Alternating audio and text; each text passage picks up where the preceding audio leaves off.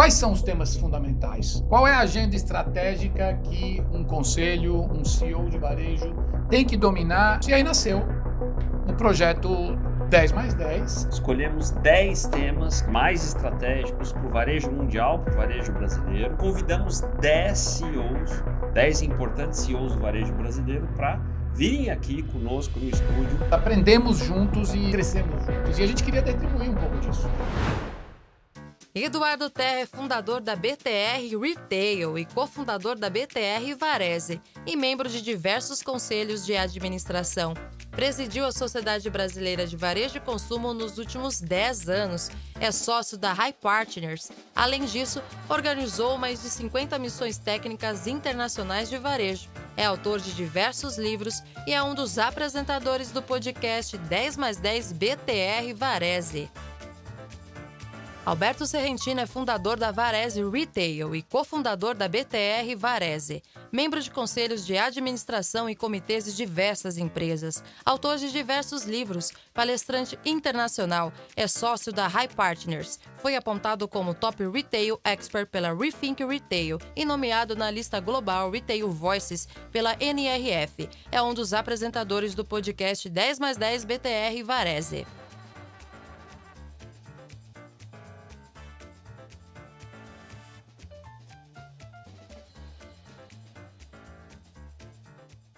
Olá, bem-vindos ao podcast 10+10 da BTR Varese.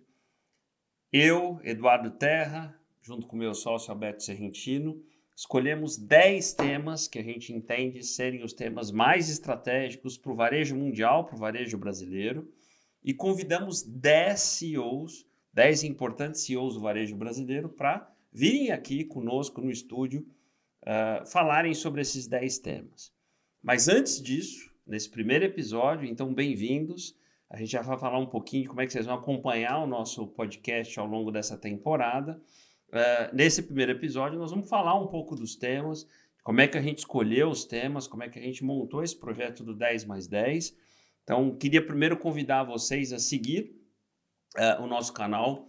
Primeiro no YouTube, são 2 canais, o nosso canal dos episódios completos, o nosso canal de cortes do YouTube, BTR Varese, em todas as redes sociais, TikTok, Instagram, Facebook, sigam o perfil da BTR Varese, a gente está postando todos os cortes e os bastidores aqui dos 10+10, Spotify, para aqueles que gostam de seguir o podcast fazendo academia, enfim, então temos também no Spotify o nosso projeto. E muito feliz de estar com vocês aqui. Queria agradecer já de antemão os nossos 3 patrocinadores que estão conosco nesse projeto, começando pela AWS, Porto Bank e Vetex. Nós vamos falar muito deles aqui para vocês. Teremos perguntas dos patrocinadores ao longo dos episódios com os nossos CEOs. Então, muito feliz de estar conosco, desses 3 patrocinadores estarem conosco aqui durante toda essa primeira temporada. A AWS, a Amazon Web Services, está conosco com o BTR Varese em diversas iniciativas, nas nossas viagens, nos nossos projetos. A Porto Bank, parceira da gente também de longa data, e a Vetex, que acho que em todos os nossos projetos sempre esteve conosco. Então, queria passar a palavra aqui para o meu sócio, Alberto Serrentino, também dar as boas-vindas aqui a vocês. Isso aí, Edu. Prazer a gente inaugurar essa rica e longa jornada de mergulho naquilo que nós entendemos ser fundamental para pensar e construir o futuro do varejo, dos negócios de varejo. É importante a gente contar um pouquinho, dividir, né, com a nossa audiência a história, né, como é que começou essa ideia. Nós estamos fazendo um exercício de celebração dos 10 anos da BTR Varese, de tudo que a gente vem construindo, e ela tem sido para nós uma jornada de enriquecimento pessoal e de muito aprendizado, porque a gente aprende junto o tempo inteiro, fazendo missões pelo mundo, explorando as fronteiras do varejo, mas não só do varejo, porque nós já fomos buscar inspiração em Israel, inspiração na China, e não necessariamente em negócios de varejo, mas em modelos de negócio que podem inspirar o varejo. Na Índia, recentemente. A gente estuda, aprende junto, digere junto, compartilha muito isso. Ambos temos atuações em conselhos distintos, mas aprendemos juntos e crescemos juntos. E a gente queria retribuir um pouco disso, né? Então, a gente falou, bom, como é que a gente pode devolver e dividir um pouco de todo esse aprendizado que a gente vem fazendo nesses 10 anos e, ao mesmo tempo, celebrar esses 10 anos, né? Então, as nossas empresas também completaram 10 anos, a Varese e a BTR, que deu origem à BTR e Varese. Então, o que nós falamos? Olha, vamos começar alinhando entre nós o que a gente acredita com o que a gente vive hoje de varejo, na nossa experiência, na observação de mundo, na observação do Brasil, na vivência dentro da realidade das empresas e dos segmentos de varejo que a gente acompanha e vive pessoalmente. Quais são os temas fundamentais? Qual é a agenda estratégica que um conselho, um CEO de varejo tem que dominar e tem que endereçar dentro dos seus negócios? E aí nasceu o projeto 10+10, que são 10 temas estratégicos, com 10 CEOs falando cada um sobre um deles, que vão dar origem a essa sequência de podcasts e depois a um livro que vai consolidar esses insights e aprendizados e aonde a gente vai poder aí organizar todos esses insights, essas ideias e poder dividir mais uma vez com o mercado. Então, Edu, assim, primeiro o privilégio da gente passar essa jornada juntos, né, de viver essa riqueza de há tanto tempo a gente está aprendendo junto e construindo junto tantas iniciativas. E depois um pouco esse exercício que é rico e é inspirador, né? A gente poder parar e falar, vamos tentar amarrar tudo isso. A gente fala tanto e aprende tanto e dividir isso de uma maneira estruturada, né? Então, acho que muito bom a gente ter feito isso. Acho que está sendo uma bela experiência também para nós dois. Muito bom. E como o Alberto colocou, né? Esses exercícios foram muitas horas, né, de troca, de imersão, nos trouxeram esses 10 temas e a gente queria dividir agora com vocês em primeira mão, né, quais são os temas e quem são os nossos convidados. A gente ficou muito feliz de todos terem aceitado, né? A gente entende que são CEOs de grande referência no varejo nacional, vocês depois vão validar isso. E a partir do próximo episódio a gente vai ter sentadinho conosco aqui no estúdio, sempre eu e o Alberto aqui do meu lado da mesa entrevistando o CEO do outro lado, falando primeiro de temas em geral do varejo nacional e internacional e depois focando um desses temas em específico.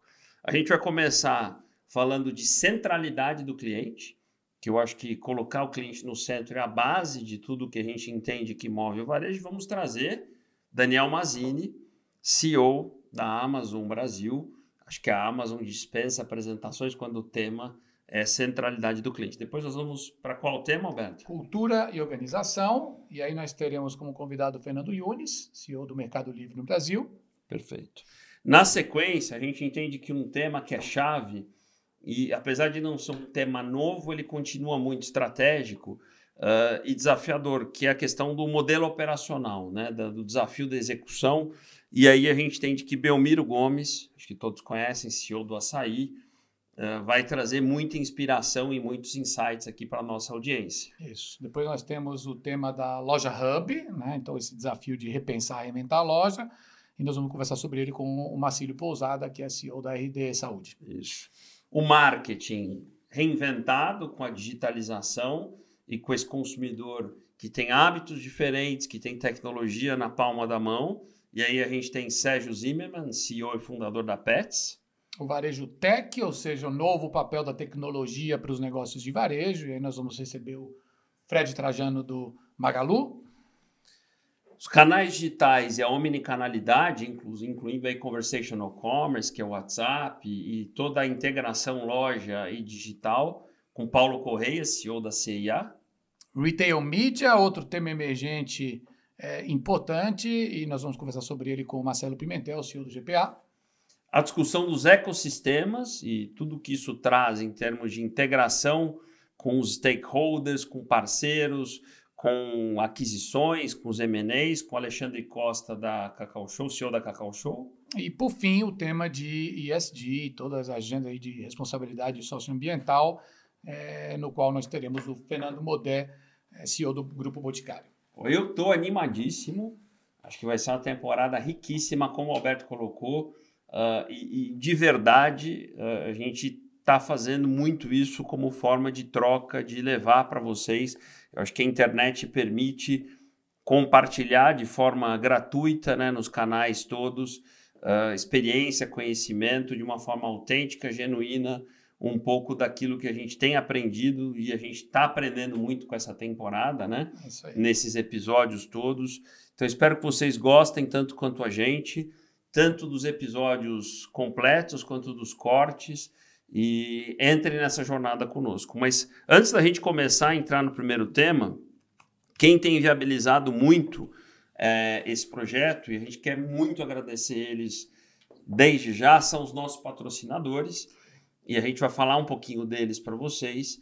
Queria começar falando da AWS, né, Alberto? Então, queria que você fizesse menção aos nossos parceiros, e aí eu vou falar um pouquinho da AWS para a nossa audiência. Então, aí, um agradecimento muito especial aos amigos e parceiros de longa data, né? Começando pelo Kleber Moraes, o CEO da operação no Brasil. Diretor-geral da AWS Brasil. O Enio Gabin, que é o líder de varejo e consumo para a América Latina, né? O Eric, o Rafael, que é o CMO da AWS no Brasil.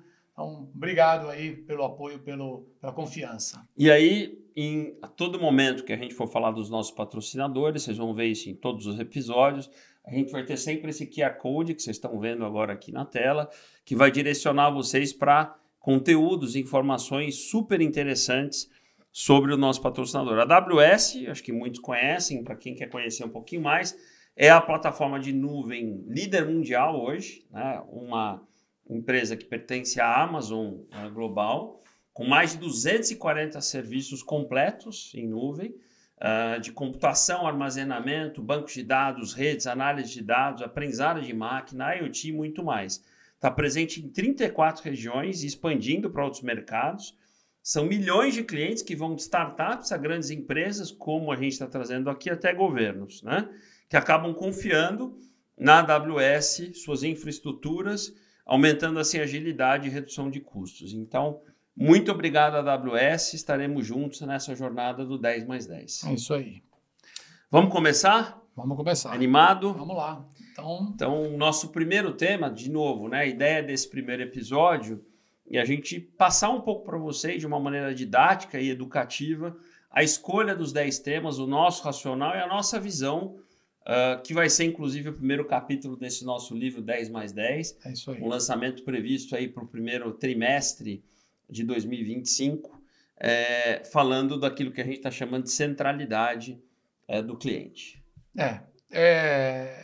Tem que ser o ponto de partida, né, Edu? A gente fala disso o tempo todo e falar de centralidade no cliente numa agenda de transformação do varejo e de digitalização do varejo passa por novas competências e por novos desafios, né? Então, óbvio que nenhuma empresa de varejo de sucesso cresce com qualidade se não tiver uma legítima preocupação e um olhar privilegiado sobre o cliente e não conseguir entregar valor para o cliente. A diferença disso hoje é que as jornadas dos clientes estão muito mais complexas, né? O comportamento do cliente é muito mais difícil de ser visualizado porque eles são naturalmente infiéis e a diversificação de canais muda muito a maneira como as pessoas compram, misturando tudo. Então, de fato, né, hoje, falar de uma empresa centrada no cliente implica em repensar completamente o modelo organizacional, em que indicadores, aonde vão se buscar os dados para que o cliente seja visto pelos dados em escala, e como é que faz tudo isso contaminar processos, sistemas, organização e, de fato, um negócio que se comporta e se orienta pelos clientes, né? Acho que essa é a pauta, né? E eu, quem conhece um pouquinho da minha história, sabe que eu fiquei quase 20 anos aí na academia e depois já estou há mais de 10 nesse mundo dos conselhos de administração, que é a nossa história juntos aí na BTR Varese, né? Mas sou um apaixonado pelos livros e pela boa teoria, né? Eu faço muita menção ao livro que deu a base do que a gente chama de Customer Centricity, que é o livro de Customer Centricity. O nome é esse do professor Peter Fader, que é um professor de Wharton, né? E o Fred Trajano, que está lá conosco aqui, é um que já confessou que esse livro foi cabeceira dele durante muito tempo. Esse livro foi a base de Google, de Apple, de Amazon, muitas vezes. E o legal desse livro, para quem não conhece, infelizmente é um livro não traduzido ainda para o português. É um livro de 12 anos, foi publicado em 2012, mas que, como você colocou bem, ele transforma uma ideia muito bacana de se falar, que muita gente prega, mas pouca gente faz, porque centralidade no cliente nos tempos modernos, onde a complexidade da jornada aumentou, onde a digitalização aumentou, pressupõe você ser uma organização também data-driven, né? Você ter dados, você conseguir monitorar um cliente com dados em toda essa jornada, ter métricas e ter metodologia. Então, o que o professor Peter Fader traz desse livro é muito isso. Eu costumo dizer que tem livro que a gente lê, tem livro que a gente estuda. Esse livro é um livro que toda hora eu vou lá para fazer a minha consulta, né? E eu acho que a Amazon, né, que acho que vai ser o case que a gente vai trazer com o Daniel Mazzini para falar um pouquinho disso, é a grande referência até hoje de inspiração quando a gente fala de cliente no centro. É porque o primeiro princípio de liderança, né, princípio fundamental, pilares da Amazon é a obsessão por clientes, né, que é a maneira como eles traduzem a centralidade. Desde a obsessão. Né? E de fato, a empresa cresceu e se tornou esse colosso sem perder essa capacidade de fato, entender dores, jornadas e adaptar processos e tecnologia para que isso funcione sem dor, sem atrito e com, de fato, uma experiência que eu acho que aí, Edu, é onde está o ponto, que é o grande desafio estratégico quando a gente fala assim, como é que sai do conceito e daquilo que é óbvio, que é bom, se você não tiver centralidade no cliente, não prospera, mas como é que sai disso para a execução? A grande dificuldade que eu vejo hoje, e particularmente empresas de varejo tradicionais que têm um legado de história, de processos, de sistemas, de complexidade, de lojas, de gente, né? Como é que você sai da visão de jornada, que é o que o cliente faz, para uma visão de experiência do cliente, que é como é que a gente vai preparar os nossos processos, os nossos canais e as nossas interações para que toda e qualquer experiência do cliente, seja ela conduzida como ele quiser, possa funcionar com fluidez e com qualidade. Então, acho que esse é o tema central. Executar isso em escala é muito complexo e a gente vê o quanto as empresas estão lutando com essa agenda, né? E até vou fazer uma conexão agora do nosso primeiro tema com o próximo, que é não dá para olhar para a centralidade do cliente sem ter isso na raiz da cultura, né? Você mencionou a própria Amazon. E a gente esteve na sede da Amazon em Seattle por 2 dias inteiros, né? Sim.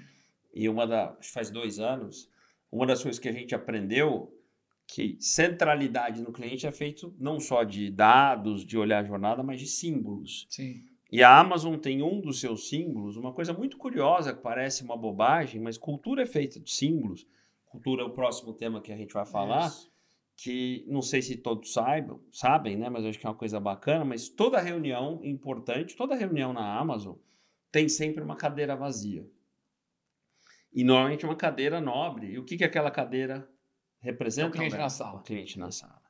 O cliente na sala é para lembrar que todos que estão ali estão pelo cliente. Quer dizer, o cliente participa daquela conversa. Como é que ele vai ser impactado? O que ele acha disso, né? Como é que isso vai afetar a experiência dele, né? É fundamental. E aí a gente entra, de fato, não é casual que nós tenhamos elencado os temas nessa ordem, né? Nós não fizemos aleatoriamente. Além de listar os nossos 10 temas fundamentais, nós colocamos eles numa sequência lógica daquilo que é fundamento para aquilo que são competências específicas, né? E centralidade no cliente é um elemento de ponto de partida, mas a cultura é o que vai moldar o processo de transformação dos negócios e o êxito do processo de transformação. Então, a gente fala isso o tempo todo, né? Ou seja, a transformação do varejo, ou a transformação digital do varejo, não se dá pela tecnologia, se dá pela cultura e pela organização, pela reorganização das empresas. E aí entram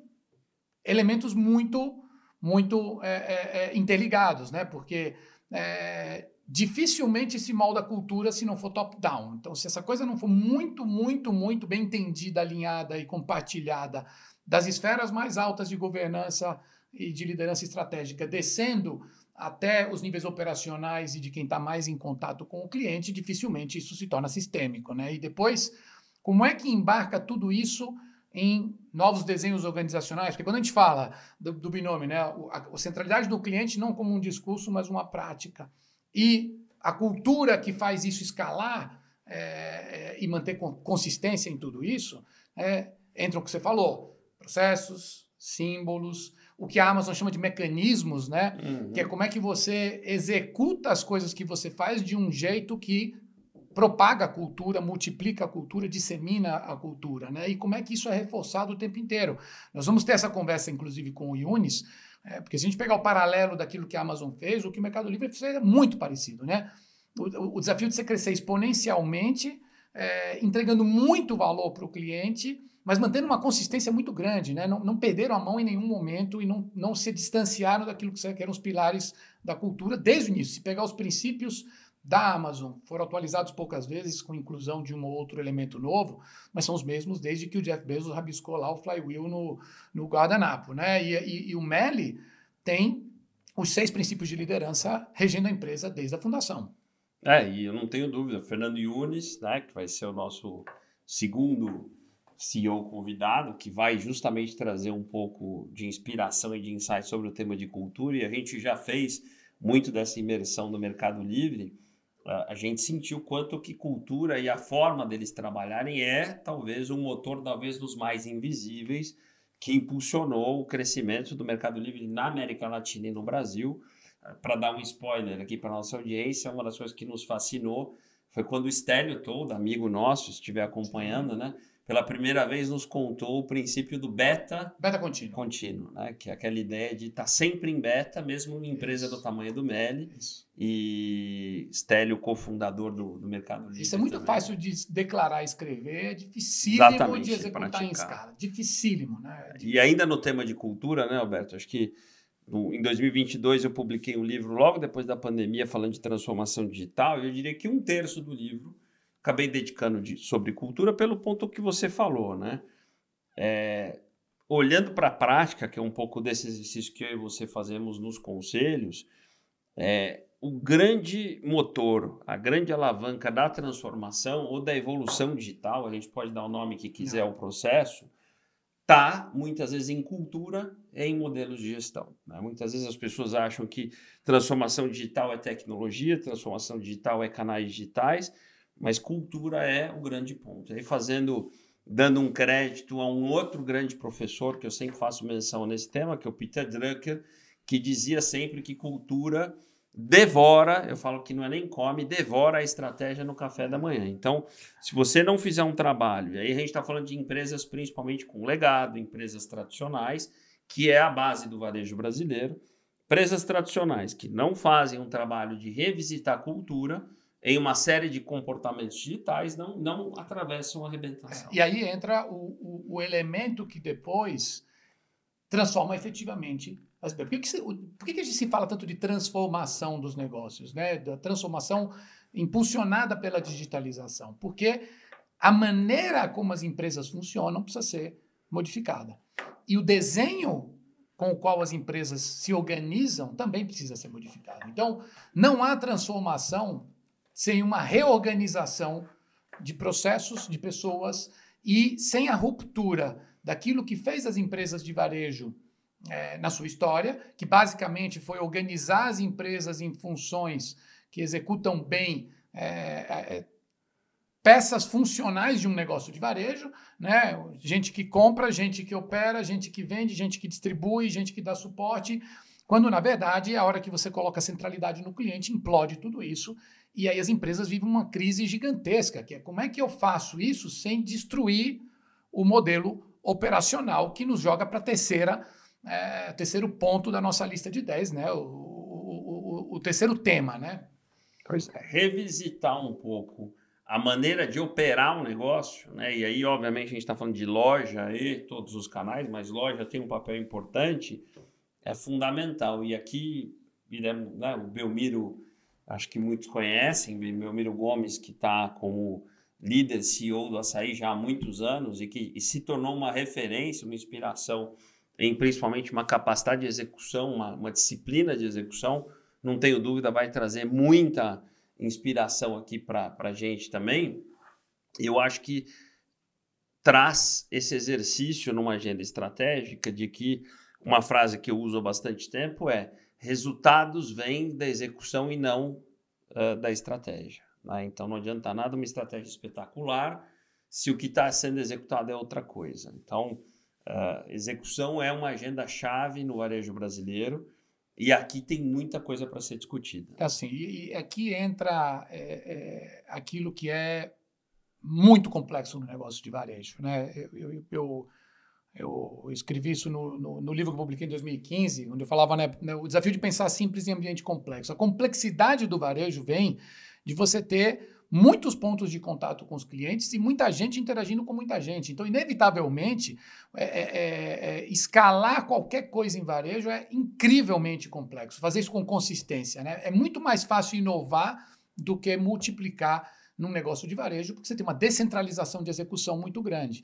E aí entram elementos como, quando a gente fala de modelo operacional e numa agenda de transformação, é muito fácil a empresa se perder, né? Porque você começa a correr atrás de tudo. Então, tudo é importante, tudo é urgente, tudo é relevante e tudo precisa ser feito. E aí você começa a viver o dilema de negócios que tem que equilibrar a disciplina e o foco na execução do dia a dia, que é muito pesado no negócio de varejo, é devorador, né? A rotina de um negócio de varejo é muito intensa, mas ao mesmo tempo desafiar processos para saltos de qualidade e mudança e incorporação de tecnologia que faça isso andar mais rápido. Então, não existe agenda de transformação num negócio que não tem boa execução e que não consegue gerar o combustível da mudança na execução daquilo que ele faz no seu core.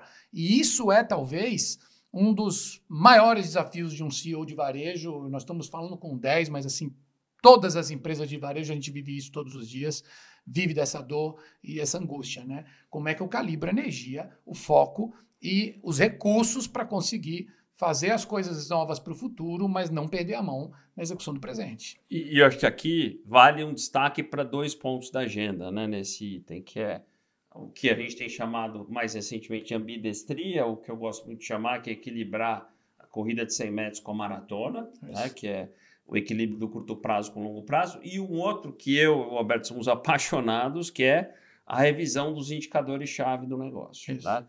Vou dar um exemplo que a gente gosta muito de citar. A gente vai pelo menos 2 vezes por ano para Nova York, por conta da NRF, né, o maior evento de varejo aí do mundo. Eu costumo dizer que hoje as maiores performances de venda em Nova York, em termos de loja, remuneram e medem seus colaboradores de loja por NPS. Então, você pega a Apple Store, você pega Lululemon, você pega Uniqlo, são exemplos de loja que revisitaram muito a maneira de medir e principalmente premiar times de loja. Não, e quando a gente conecta esse tema com o primeiro tema, né, a centralidade do cliente, perfeito, não existe centralidade do cliente se os indicadores de cliente não estiverem no centro do negócio. Né? Então, metro quadrado. Se a empresa continua olhando só resultado operacional de produtos e de lojas ou de canais e não olha resultados de clientes, né, eu estou engajando, o NPS está crescendo, eu estou retendo, eu estou aumentando frequência, eu estou aumentando valor, eu estou aumentando LTV. E se as pessoas não perseguirem esses indicadores no desdobramento deles em todo o modelo operacional, você, de fato, fica preso num modelo obcecado por produtos e operações e não por clientes. Bom, indo para o quarto tema, e esse acho que foi um dos mais fáceis da gente colocar, a gente só precisa tomar um cuidado, porque se a gente entrar nele, a gente não sai. Eu e o Alberto, a gente fala semanalmente, algumas vezes aí com a imprensa, né, sobre diversos temas de varejo. Talvez a pergunta que a gente mais respondeu nos últimos 10 anos é: e a loja? A loja física. Né? O que vai acontecer com a loja? Elas vão continuar existindo? Qual é o futuro da loja? A gente foi, nos últimos anos, 6 vezes para a China, né? Antes da pandemia, depois da pandemia. A China tem aproximadamente, já teve um pouquinho mais de metade, hoje tem um pouquinho mais, já, né? 7 vezes, né? Esqueci uma, tá vendo?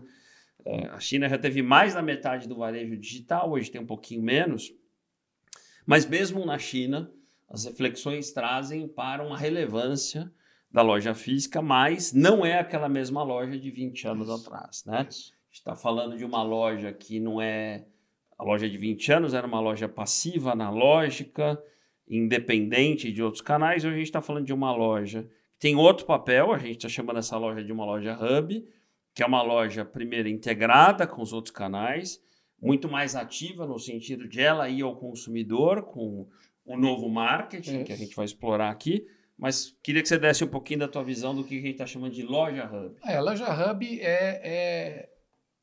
porque frequentemente, né, a gente escuta, né, uma expectativa que se cria de que a evolução da loja física passa por algo visível ao cliente, né? Ou seja, o que vai ter que mudar na cara da loja para ela se antenar com esse cliente mais digital e transformado pela digitalização?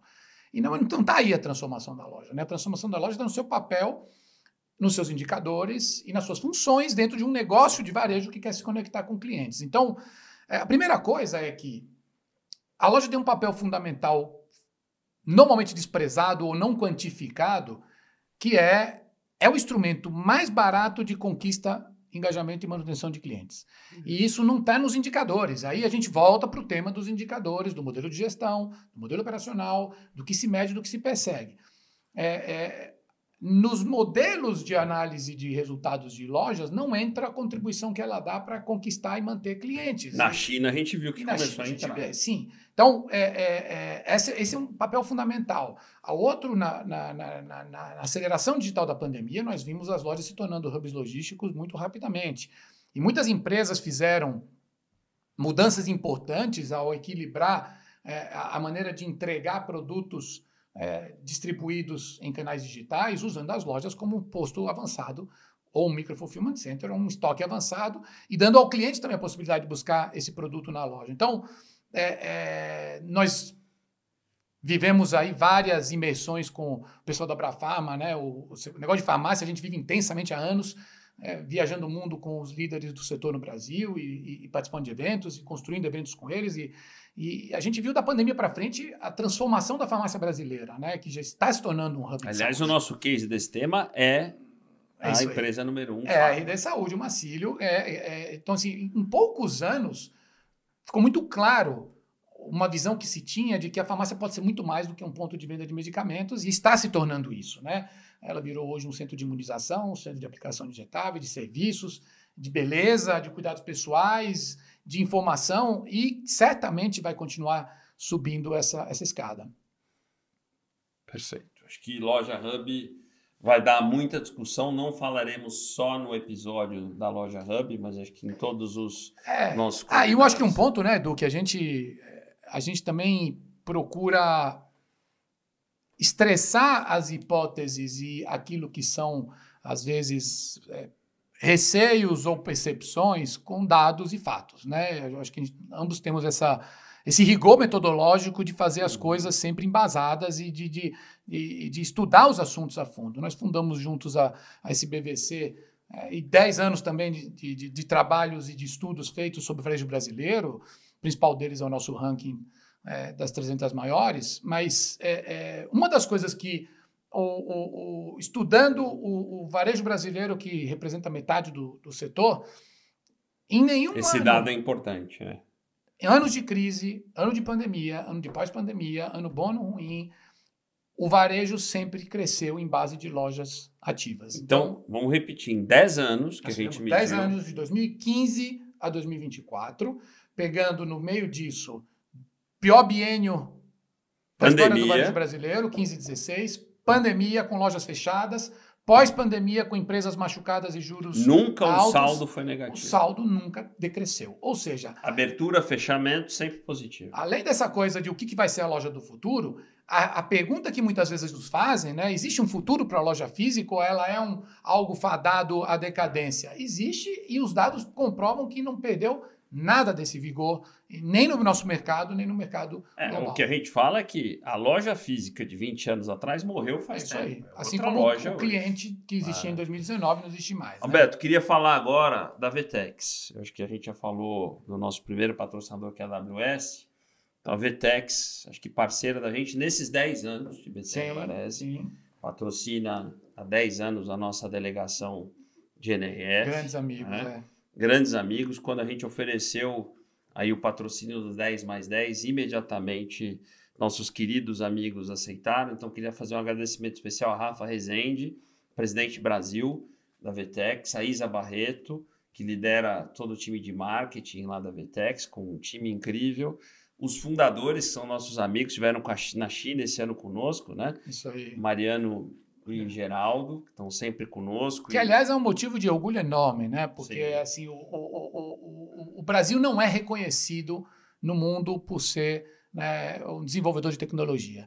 E a VTEX ter conseguido ser uma empresa listada nos Estados Unidos, exportando tecnologia brasileira para o mundo, Aliás, olha, eu tenho aqui atualizado. A VTEX está em hoje 43 países, né? Para quem não sabe o detalhe, que acho que muitos conhecem, a VTEX é uma plataforma de Composable Commerce. Vou pedir para você explicar um pouco o que a gente tem chamado de Composable Commerce. A gente já vai usar essa expressão em todos os episódios, que tem ajudado marcas e varejistas, então a plataforma para a indústria também, a se conectarem com seus clientes B2C e B2B, né? Com uma série de funcionalidades pré-integradas, soluções avançadas e uma rede de parceiros. Muitos parceiros VTEX, as agências VTEX, também devem estar nos acompanhando aqui. Tudo em uma única plataforma, né? 2.600 clientes globais. Então aqui tem alguns deles: Carrefour, Colgate ou Colgate, né? Como se faz em inglês. Motorola, Sony, Stanley, que é a marca do nosso Super Copa aqui do 10+10, Black & Decker, enfim. Então, muito bacana, né? Em todos as nossas menções aos patrocinadores, tem sempre esse QR Code que vocês estão vendo, que direcionam vocês ao site dos nossos patrocinadores com conteúdos, informações especiais. Então, um super agradecimento ao todo o time da VTEX Brasil, VTEX Global, que está nos acompanhando aqui. Isso aí. E explica um pouquinho o Composable. Então, Commerce. nós vamos falar sobre isso um pouco no tema da tecnologia, mas basicamente, né, a grande mudança estrutural na arquitetura de sistemas que suportam um negócio de varejo é a componentização e a migração desses sistemas para a nuvem, que dá uma agilidade, uma capacidade de atualização segmentada e principalmente foco no desenvolvimento contínuo e na melhoria contínua em tudo que se faz. A tese do Composable Commerce é de que essa componentização tem que invadir também o mundo das plataformas. Então, que você não precisa comprar um grande sistema para fazer muitas coisas. Você pode modular aquilo que você quer fazer e aquilo que você quer trazer de fora, e você pode mudar, inclusive, um grande Lego, maneira. Né? É um grande Lego. Então, a visão da VTEX é de que a plataforma deles é um Lego, então não é uma caixa preta. E você, se eventualmente em alguma competência específica, pode ser a busca, pode ser o carrinho, pode ser um motor de recomendações, pode ser várias coisas que compõem uma plataforma de e-commerce e marketplace, empresas diferentes podem ter aplicações diferentes, usos diferentes e arquiteturas diferentes combinando diferentes componentes. Então, esse é o modelo que vai vingar para o varejo em tudo, né? Não só na plataforma de e-commerce. Assim, a componentização e os microserviços são fundamentais para ter a velocidade de aceleração digital. Queria aproveitar novamente, convidar vocês a seguir a gente aqui, o 10+10, no YouTube, no Spotify, nas redes sociais. Essa temporada está imperdível, mas a gente precisa de vocês engajando aí a nossa audiência, trazendo os amigos, para que a gente forme uma super comunidade nesse projeto de compartilhar conhecimento e informação do varejo. Vamos continuar? Vamos lá. Bom, na sequência desses nossos temas, a gente entendeu, né, que o marketing se reinventa. Né? E quando a gente fala de marketing, todo aquele processo de comunicação, precificação, oferta ao consumidor por canais que não são mais os mesmos, ferramentas que não são mais as mesmas, a jornada que não é mais a mesma. Mudou tudo, né, Humberto? Mudou tudo e aqui eu acredito que haja uma mudança estrutural importante na hierarquia e no status do marketing para negócios de varejo. A gente acompanha varejo há décadas, a gente sabe que o marketing nunca teve um peso estratégico muito relevante para negócios de varejo. Era meio tático, né? Era muito tático, né? Então era muito mídia. Muito o promocional, porque óbvio, né? diferentes segmentos de varejo com diferentes perfis de empresas, tem diferentes estratégias. Então, a comunicação, o posicionamento, construção de marca, valor aspiracional muda muito no mercado de luxo, ou no mercado de massa, ou em varejo monomarca, multimarca, mas, essencialmente, o marketing nunca teve uma relevância estratégica fundamental para um negócio de varejo. E agora tem. Porque quando a gente fala de centralidade no cliente, quando a gente fala de dados no centro, quando a gente fala de personalização em escala, quando a gente fala de relacionamento com o cliente numa agenda de omnicanalidade, tudo isso passa por marketing. Então, não só o marketing se transforma, mas eu acredito que ele ganha muito status e relevância dentro da hierarquia daquilo que é fundamental para esse novo varejo que a gente está tentando decifrar e ajudar a construir, né?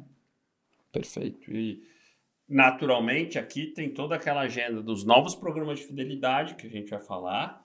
A gente vai falar, por exemplo, de Pay Loyalties, que é uma tendência, né? Desde a Amazon Prime, muita gente tem pensado nisso. Então, empresas como a própria Pets, que a gente vai trazer como case, o Sérgio Zimmer, na própria RD, tem testado hoje os programas de fidelidade pagos.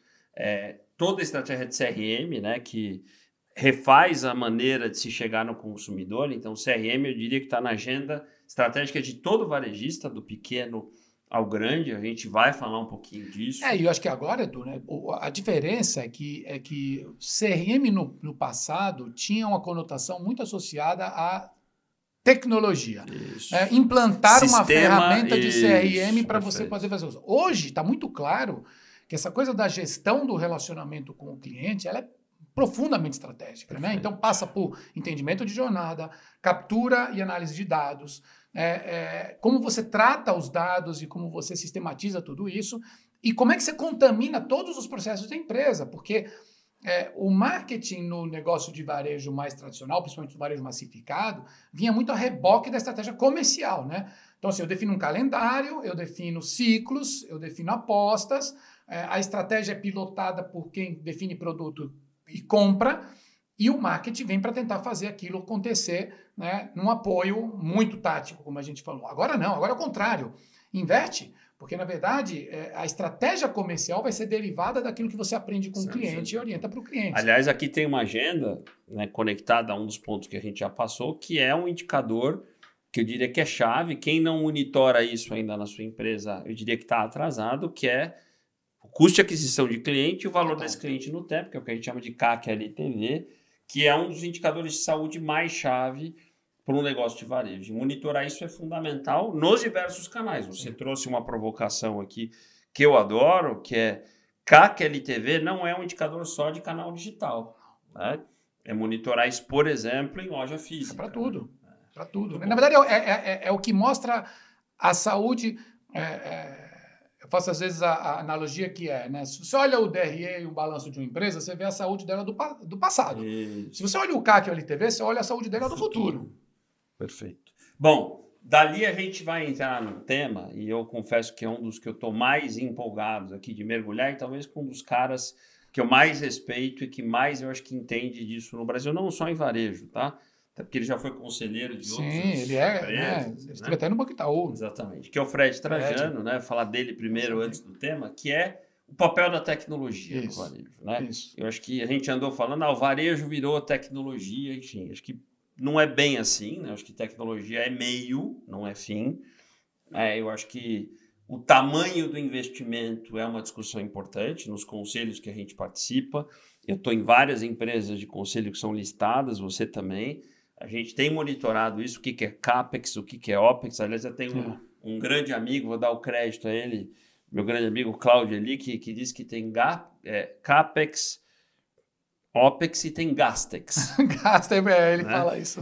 Que você tem que somar os dois no final das coisas. É o tal do né? TCO, né? O que está saindo. Total Cost of Ownership. E acho que tecnologia tem um pouquinho dessa provocação.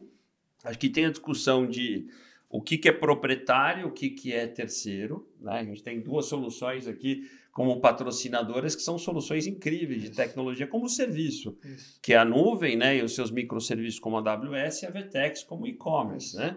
Ou construir. E eu acho que o Fred vai nos ajudar a entender muito isso. Não, e aqui para mim tem uma premissa fundamental, né?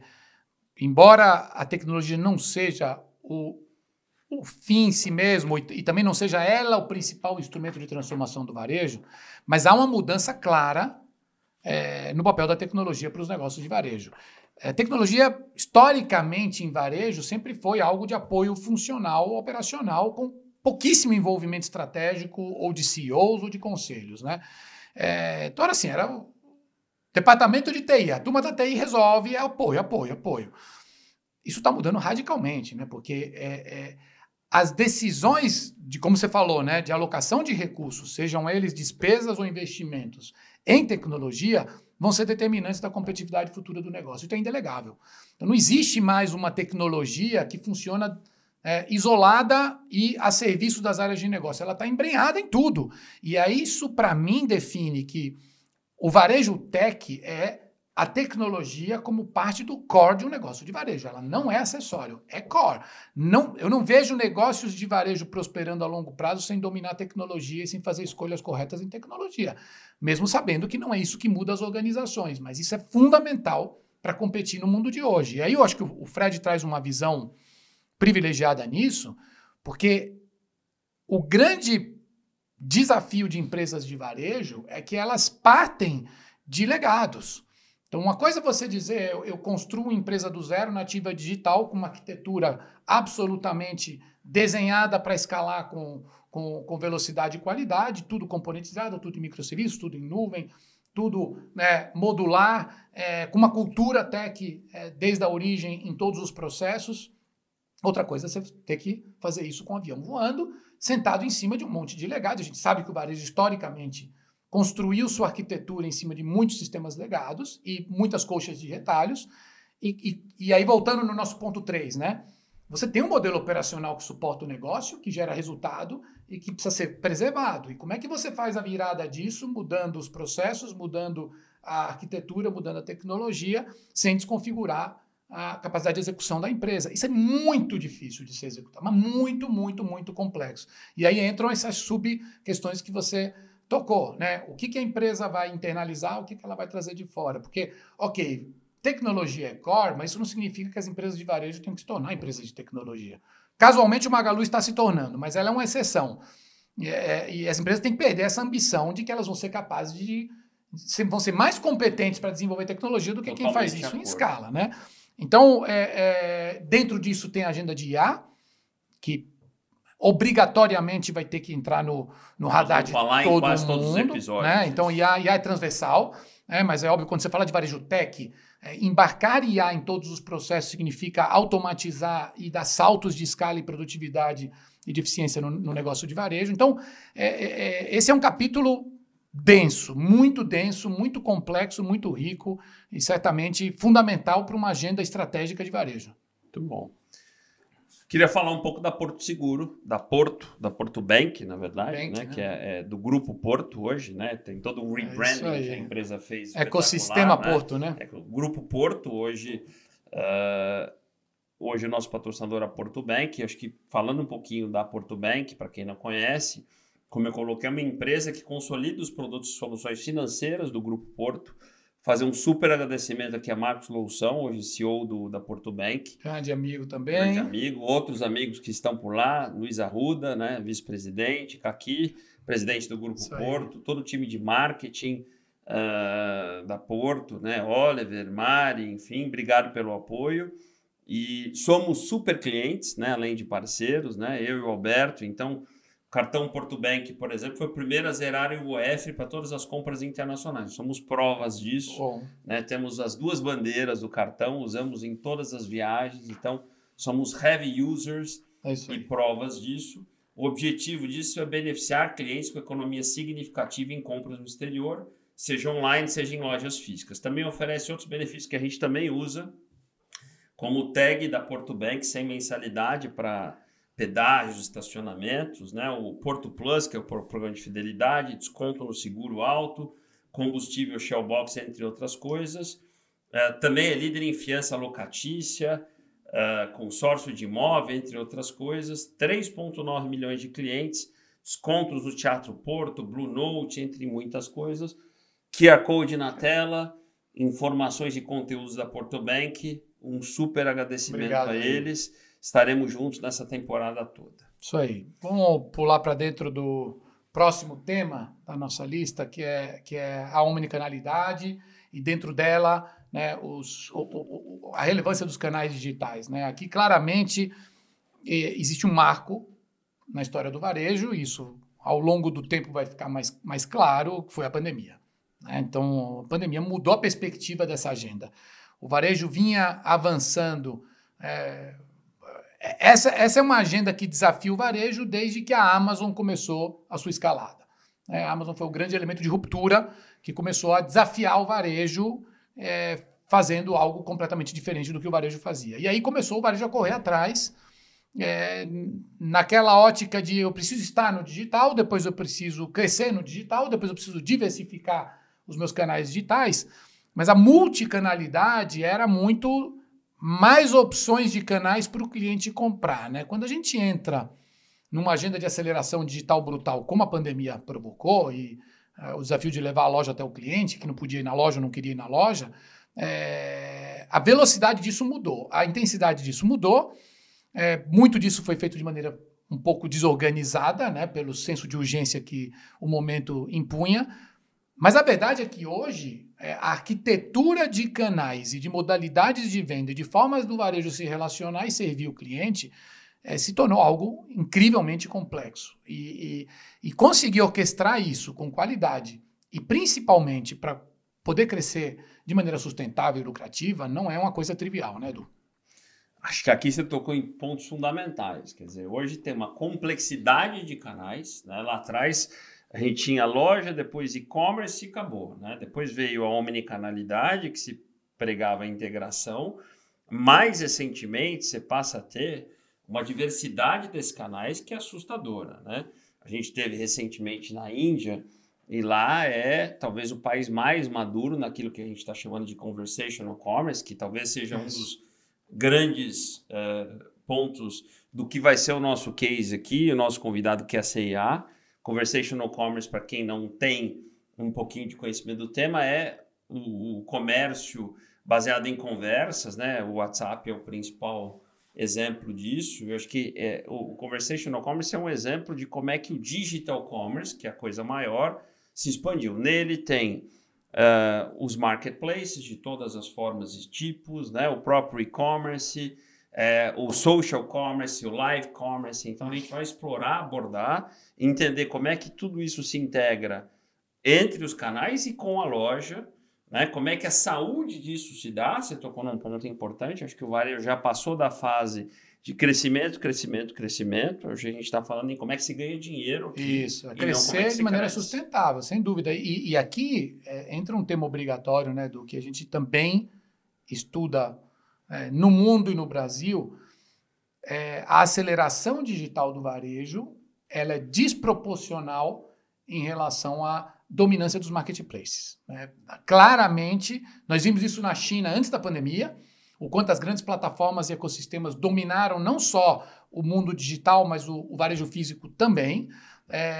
A Amazon vem desafiando isso no varejo americano, e isso está acontecendo de maneira um pouco mais distribuída e disseminada, mas no Brasil está acontecendo. Né? A concentração do e-commerce nas grandes plataformas é crescente e a dominância das grandes plataformas é crescente. E aí entra uma agenda importante, porque na omnicanalidade, se a empresa de varejo não tem a musculatura para se tornar um marketplace, ela vai ter que aprender a se relacionar, porque ignorar os marketplaces é uma opção muito perigosa, né, no ambiente que nós estamos vivendo hoje. Para a gente fechar esse tema, eu gosto que você traz esse número redondinho que eu adoro. Hoje, a gente tem um time que levanta esse número, né? Isso. Do varejo brasileiro, quanto temos de e-commerce? Se pegarmos os números mais recentes, 14% arredondando. E disso, quantos são os marketplaces? Então, se a gente pegar os 6 maiores, do ano passado, 85%, provavelmente esse ano a concentração vai subir. O que quer dizer que aproximadamente de 11% a 12% do varejo brasileiro já está no marketplace. Em grandes plataformas, algumas delas são varejistas, como o Magalu, né? Mas o fato é que temos hoje 3 grandes polos nessa agenda, né? Os grandes internacionais, a Amazon, Mercado Livre, que é brasileiro na cultura, mas na verdade é uma empresa latino-americana. Nós temos asiáticos crescendo com muito apetite, o Brasil se tornou um destino estratégico para eles, e aí veio a AliExpress, Shopee, Shein, AliExpress, Temu, que agora entrou. E nós temos o Magalu, na verdade, porque é o único grande player brasileiro que continua perseguindo uma estratégia de plataforma multicategorias, né, diversificada, é o Magalu. Americanas, né, derreteu com sua crise, a Bahia já se tornou muito mais orientada ao seu negócio core, vendo o marketplace como um complemento e não mais como a essência do seu negócio. Aliás, o número que você trouxe, para resumir uma história longa de forma curta, de cada R$9 que se vende no varejo brasileiro, já é através de um marketplace. E de cada 10 online, quase 9 já estão em 5, 6 plataformas, que é isso que é o mais dramático. Agora, Alberto, daqui a gente vai para um tema que talvez seja de todos um tema mais novo, né? Que a gente passou a ter contato com ele. Você já fez painéis espetaculares na NRF sobre ele, um painel com palestrantes brasileiros e internacionais. Inclusive, um deles é o nosso convidado. Isso. Com o Marcelo Pimentel, CEO do GPA, que é o tema de monetização de ativos importantes do varejo. Acho que o varejo passa por esse desafio. Quer dizer, o varejo passou a ser protagonista na cadeia de abastecimento como um todo, porque ele tem dados e tem cliente, mas o desafio é como é que eu monetizo isso. E a monetização da mídia, né, que está no varejo, acho que é um exercício novo, difícil, e que você tem falado bastante. Acho que a gente vai falar disso aqui, que é o que a gente está chamando de retail media, ou varejo como mídia. A gente vai trazer talvez um dos casos mais maduros no Brasil. Sim. O Marcelo Pimentel tem liderado, você faz parte disso também lá. Sim. Então, acho que vai ser muito bacana falar de retail media aqui. Com certeza. Aqui também entram vários subtemas, né, dentro dessa agenda que são muito emergentes, é tudo muito embrionário, está se aprendendo sobre isso. Mas, de novo, né, aqui a gente pinça referências que a gente vai pescando pelo mundo. Então, se a gente olhar o fenômeno retail media, naquilo que nós dois rebatizamos de content-driven commerce, né? Quando a gente foi para a China pós-pandemia e tomou um choque, porque a gente vinha visitando a China desde 2017, mas o que aconteceu durante a pandemia na China foi impressionante, né? Eles tombaram as jornadas e os modelos de como trabalhar a ativação de clientes em ambientes digitais, usando conteúdo e vídeo como alavanca fundamental. Isso está mudando tudo. E isso está começando a contaminar. Então, quando a gente vê plataformas que as pessoas misturam como se fosse mais uma rede social, como o caso do TikTok, como o caso do Quai, né, e a gente viu que isso não é rede social, isso é mídia, isso é entretenimento, isso é conteúdo. E aí você começa a ver, bom, como é que o varejo monetiza seus ativos? Quais são os ativos fundamentais? Base de cliente, dados e conhecimento do cliente, capacidade de interagir, de influenciar clientes, ativos físicos, porque no varejo trafega muita gente e muita gente é impactada e muita gente está aberta a jornadas de compras. Então, isso redefine completamente a relação do varejo com a indústria, não na agenda de trade marketing, mas na agenda de captura de valor do que a indústria investe não só no sell-out do varejo, mas no engajamento de clientes finais, né, de consumidores. E para o varejo que se estruturou para capturar dado, para formar inteligência de clientes, para ter um CRM ativo eficaz.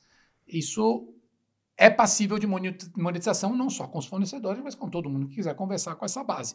O negócio é que no mundo digital isso é dominado pelas plataformas, né? Então a Amazon é o maior player dos Estados Unidos e Mercado Livre é o maior player do Brasil, mas há oportunidades, e é por isso que a gente vê o GPA montando a divisão específica de ads, a RD montando a divisão de ads, o Walmart montando a divisão de ads, a Walgreens, a CVS, a Kroger, ou seja, os grandes varejistas estão entendendo que aí tem uma avenida de oportunidades para gerar receitas incrementais.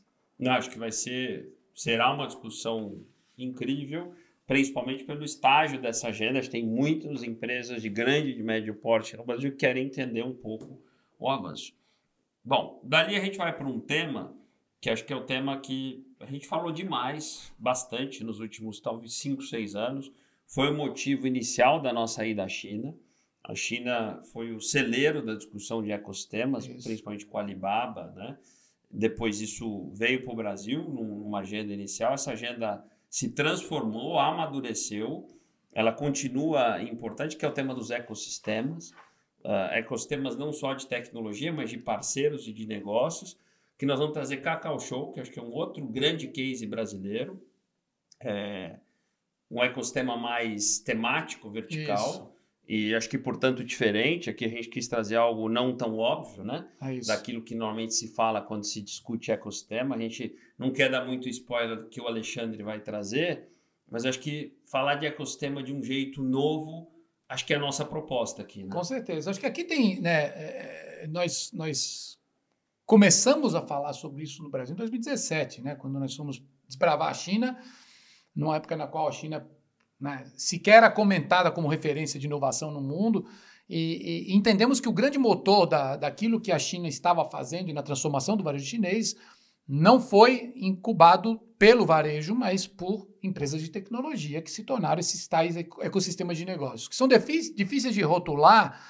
E aí você fala, né, a Cacau Show está se tornando um ecossistema porque ela está transbordando as fronteiras do varejo para se tornar, né, múltiplas plataformas de entretenimento, de serviços, de conexão com pessoas, experiências, né, na hotelaria, né, em parques temáticos, na loja experiência e no seu negócio core de produção e distribuição de chocolate. Mas quando a gente vê Alibaba e depois vimos Tencent, JD e as declinações brasileiras disso, no fundo o que é? Se você consegue dominar uma base de clientes com conhecimento desses clientes e você tem marcas mais ou menos focadas, mas que podem abraçar clientes de múltiplas formas, você cria um ambiente de colaboração, de investimentos estratégicos e de diversificação, que não é aquela diversificação do passado de você, né, multiplicar competências de gestão para entrar em novos negócios, mas é você explorar sinergicamente o alcance da marca e do seu ambiente, da sua relação com os clientes para entrar em novas fronteiras de negócio, né? Muito bom. Bom, aqui eu vou usar uma expressão que se usa muito em inglês, mas a gente pode traduzir, que é last but not least. Quer dizer, é o último tema, mas de longe não é o menos importante, né? A gente chega no que a gente chama ainda de ESG, mas a forma de se falar disso mudou um pouco. Isso. São os temas muito relevantes que vão falar da maneira da gente olhar o planeta, e aí a gente está falando de questões climáticas, de lixo, né, de resíduos, e a gente está falando das pessoas, então aqui está falando de inclusão, diversidade, são temas quentes, fundamentais e que a gente quer. A gente vai discutir, por exemplo, o papel das mulheres, né, em diversos cargos de liderança, inclusive mulheres como CEOs, mulheres como conselheiras. A gente vai discutir um pouco as mulheres, né, fazendo esse papel no varejo e discutir isso com os nossos convidados. A responsabilidade social. Isso. Aqui a gente vai trazer Fernando Modé, CEO do Grupo Boticário, um grupo que eu tenho a honra também de fazer parte do Conselho de Administração há 4 anos e meio e que é, na minha opinião, uma referência não só brasileira, mas mundial para esse tema. Não quero dar spoiler, acho que o Modé vai trazer aqui um pouco do que o Grupo Boticário faz de forma verdadeira, muito inspirada pelos seus fundadores, e acho que ensina muito não só o varejo, mas outras empresas a olhar o planeta e as pessoas de uma forma verdadeira e diferente. Sem dúvida. E aí eu acho que a gente pode pegar isso em três vetores, né? E o que nós dois batizamos de liderança 3D, que no fundo é como é que o CEO, o líder de negócio, ele equilibra as agendas que hoje um negócio precisa pilotar, né? Então, óbvio que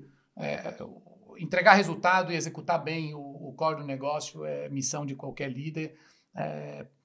Olhar para o futuro e criar pontes para que a empresa seja relevante no futuro, sem dúvida. Mas quando a gente está falando, né, disso que se rotulou de ESG, também é uma herança da pandemia, né? Não nasceu na pandemia, mas se popularizou na pandemia o termo, e agora já está em alguns casos sendo até um pouco revisitado, mas existe, primeiro, uma pressão dos stakeholders das empresas. Então, colaboradores querem se identificar com empresas que vão além do seu propósito de negócio para abraçar propósitos maiores e causas maiores. Clientes não querem mais empresas em cima do muro, neutras, ou que não se posicionam e não se preocupam com o impacto que as empresas têm, né? Nós vivemos um mundo de desigualdades brutais. Acabamos de voltar da Índia e chocados, né, em ver realidades muito maiores do que as do Brasil, em termos de problemas e contrastes, né?